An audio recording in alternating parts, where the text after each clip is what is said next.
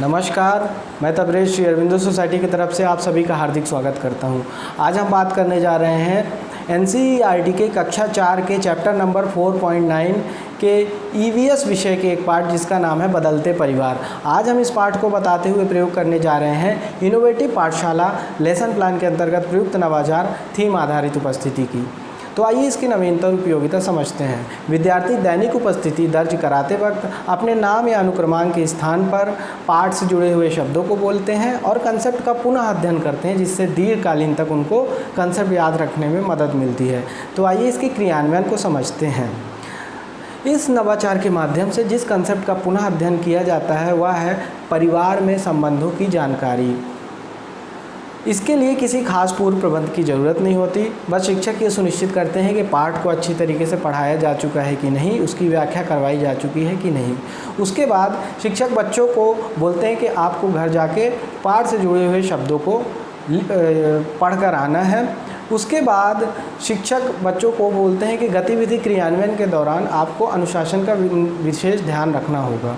फिर शिक्षक एक एक करके सारे बच्चों का अनुक्रमांक बोलते जाते हैं। अनुक्रमांक सुनने पर बच्चा अपने स्थान पर खड़ा होगा और अपने स्थान पर खड़ा होने पर जब खड़ा हो जाएगा तो शिक्षक उससे प्रश्न पूछेंगे, जो कि परिवार में जो संबंध होते हैं उससे जुड़े हुए शिक्षक प्रश्न पूछते हैं और फिर बच्चों को उसका उत्तर देना होता है। उदाहरण के तौर पर अनुक्रमांक, शिक्षक ने बोला अनुक्रमांक 1, तो अनुक्रमांक 1 वाला बच्चा अपने स्थान पर खड़ा हो जाएगा। फिर शिक्षक उससे जैसे कि एक प्रश्न पूछते हैं कि ये बताओ कि तुम्हारे पिताजी के बेटी तुम्हारे रिश्ते में क्या लगती है।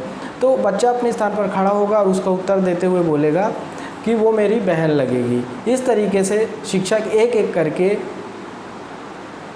सारे बच्चों से परिवार में संबंधों की जानकारी बुलवा सकते हैं और पाठ का पुनः अध्ययन करवा सकते हैं, जिससे कि दीर्घकालीन तक उनको कंसेप्ट याद रखने में मदद मिलती है। तो ये था नवाचार का क्रियान्वयन। तो आइए जानते हैं कि इस नवाचार के माध्यम से कौन कौन से सीखने के प्रतिफल प्राप्त होते हैं।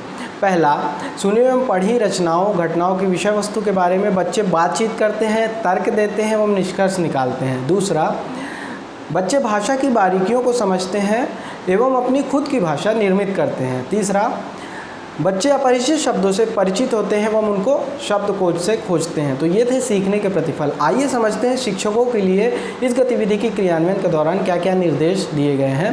पहला, प्रस्तुत पाठ को पाठ्यक्रम के अनुसार निर्धारित माह में पढ़ाया जाना चाहिए। दूसरा, इस गतिविधि की अवधि 20 मिनट निर्धारित की गई है, शिक्षक इसे अपने अनुसार बढ़ा या घटा भी सकते हैं। तीसरा, गतिविधि क्रियान्वयन अवधि का निर्धारण PTR रेशियो 30:1 के अनुपात को आधार मानकर किया गया है।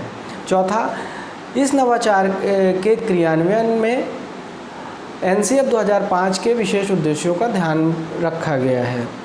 तो ये थे शिक्षकों के लिए कुछ निर्देश। आइए जानते हैं कि CWSN यानी चिल्ड्रन विथ स्पेशल नीड यानी विशेष आवश्यकता वाले बच्चों को इस नवाचार से क्या क्या लाभ होता है। पहला, बच्चे पाठ में आए हुए नए शब्दों को खोजकर उसे कंसेप्ट से जोड़कर अध्ययन करते हैं, तो उनकी स्मरण क्षमता में वृद्धि होती है।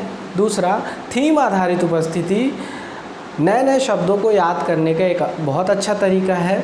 इससे बच्चे न केवल अपनी थीम का नाम याद रखते हैं, बल्कि उच्चारण के दौरान यदि कोई बच्चा शब्द भूल जाता है या उच्चारण में गलती करता है तो बच्चे उसको शब्द को याद करने या उच्चारण सुधरवाने में मदद करते हैं बच्चों की। तो ये थे CWSN वाले बच्चों को इस नवाचार के लाभ। तो हम उम्मीद करते हैं कि आपको हमारा ये इनोवेटिव पाठशाला लेसन प्लान के अंतर्गत प्रयुक्त नवाचार थीम आधारित उपस्थिति बहुत अच्छा लगा होगा और आप इसको अपने विद्यालय में ज़रूर क्रियान्वित करवाएंगी, हम आशा करते हैं। ऐसे और भी रोचक वीडियो देखने के लिए आप हमारे ZIIEI यूट्यूब चैनल को सब्सक्राइब कीजिए और यदि ये वीडियो आप हमारे ZIIEI फेसबुक चैनल के माध्यम से देख रहे हैं तो हमारे ZIIEI फेसबुक चैनल को लाइक कीजिए। आपका वीडियो देखने के लिए बहुत बहुत धन्यवाद।